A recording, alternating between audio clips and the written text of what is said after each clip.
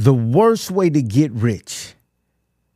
Tonight, hundreds of young men are about to become millionaires overnight, signing bonuses of 10 million, 20 million, sometimes even 30 million. Families celebrating, the cameras flashing, dreams coming true. But here's the part nobody talks about.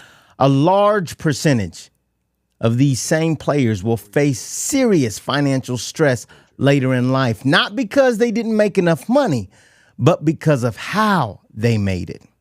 And if you're watching this thinking, man, if only I had that kind of money, I'd be good. I'd be straight. Everything will be all right. That mindset right there is exactly why this video matters. So why would I say that this is one of the worst ways to get rich? And I'll tell you why. Point number one, they get paid before they're prepared. Write that down if you're taking notes. They get paid before they're prepared. Most people grow into money. These players, these athletes, these physical specimens get thrown into it overnight. The National Football League Players Association, they even reported that about 78% of former NFL players experience financial stress within a few years of retirement. And guess what? The average NFL career is just 3.3 years. That means they're retiring a lot earlier than anyone else. And most of their lifetime income is earned before they're even the age of 26. Let that sink in. Millions of dollars before maturity, before experiences, before discipline. Ecclesiastes 5:10 in the Bible says, whoever loves money never has enough. Whoever loves silver can't get enough of it, because the issue was never the income, it was the identity.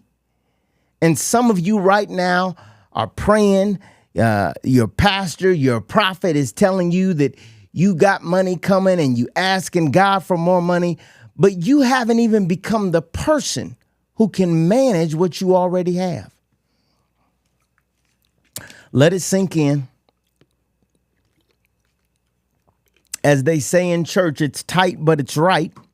You haven't even become the person that can manage what you already have, let alone trying to go for more.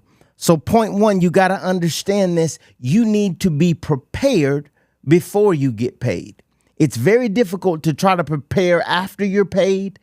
It's very difficult to try to prepare while you're getting paid. The best method is to be prepared before you're paid. Understand what's happening with your finances. Understand financial literacy.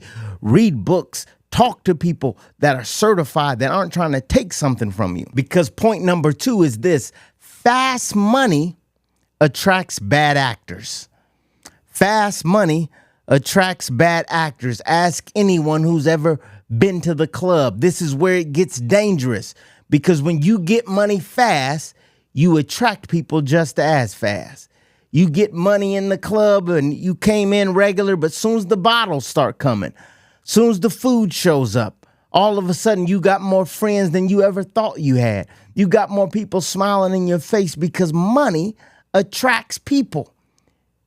And when it starts to attract people at high levels, you're talking about big paychecks. You're talking about it's attracting agents. It's attracting advisors. It's attracting friends, opportunities, all this stuff coming at you. But not all of them. Most of them, in fact, are not there to help you. And we know this happens, but let me give you a real documented example. Ash Narayan, he was an NFLPA approved financial advisor. He was a lawyer. He was trusted. He was certified. He was vetted. And he still stole over 30 million from NFL players, including millions from players like Mark Sanchez.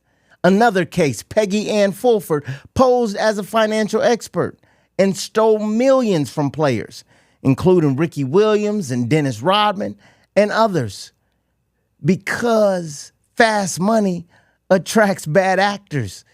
Someone's looking to pounce on you. Someone's looking to take advantage of you.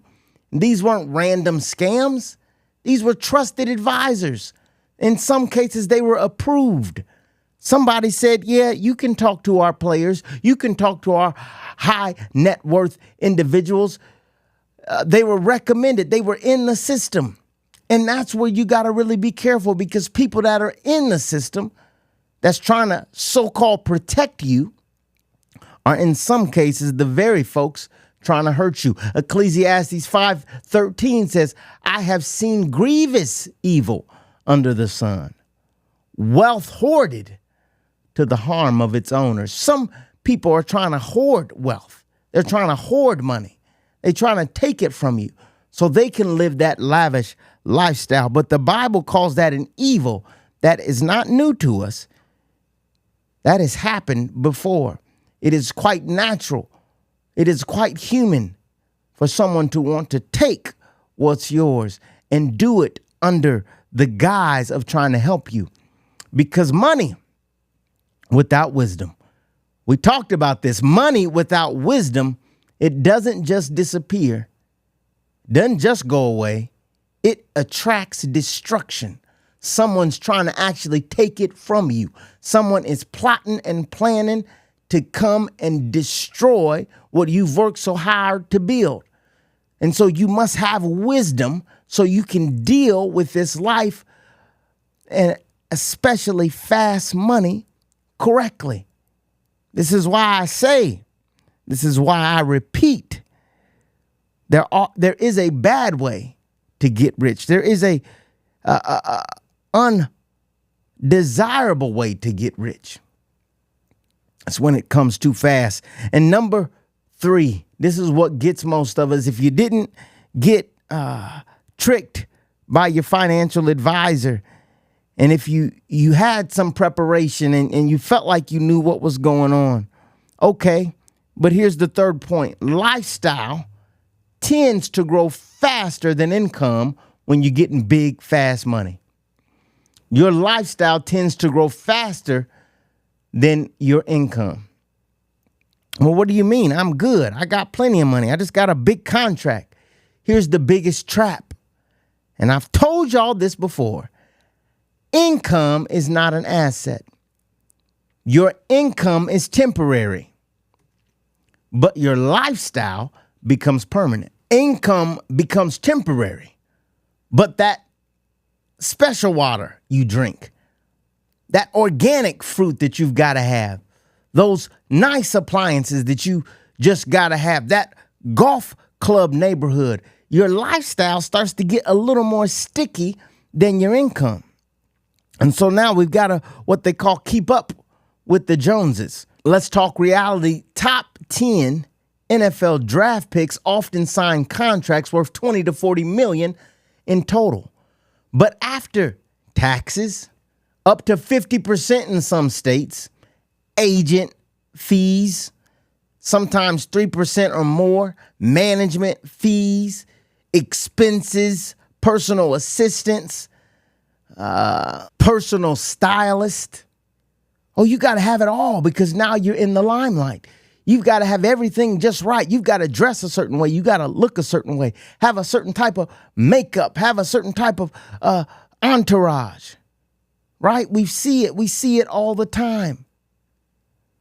And so that number, that big contract begins to shrink really fast because you've got a lifestyle that comes with expensive people around you, and they're happy to just be around, eating, drinking off of your dime. And yet, we see it all the time. We've seen rookies buy $1 million homes immediately, purchase luxury cars valued at the purchase price of $200,000 to $500,000, not knowing that within a year or less, many of them aren't worth that at all.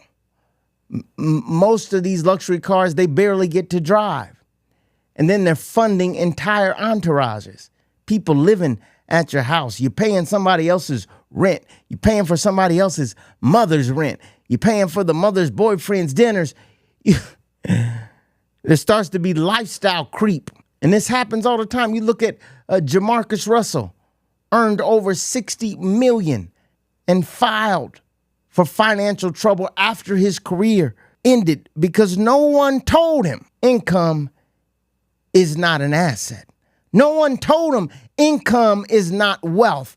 Income is temporary. Income is fleeting. Income is nothing when you put it up against lifestyle expenses that are enormous and gigantic. No one told him income is not wealth. Why? Because income only becomes wealth when you manage it correctly. Income only becomes wealth when you put it into assets, when you use it correctly. You've got to develop the capacity to manage what you have properly. You have a responsibility to manage it properly. And so many of these young men don't get the chance because the lights are on, the cameras are on, things are flashing, things are happening so fast. And the NFL tries to help. They have a players association that attempts to help, attempts to do something. But many times it's not enough because even though they have some rookie financial education programs and they've got approved advisor lists and they got some workshops and symposiums, but here's the truth. Information is not transformation. Information is not transformation. I can tell you all day about money, but until you start to do it, until you start to apply it, you will have a problem. You will have a problem. You won't be able to get what you need done. You don't learn about money in a seminar. You get information in a seminar, but you don't really learn about money in a seminar. You don't really learn about money in a symposium. You don't really learn about money when you're sitting across from a financial advisor. You learn about money through discipline. You learn about money through systems. You learn about money through repetition. You learn about money by losing a little and starting to straighten up after, by investing it yourself, by watching the financial news.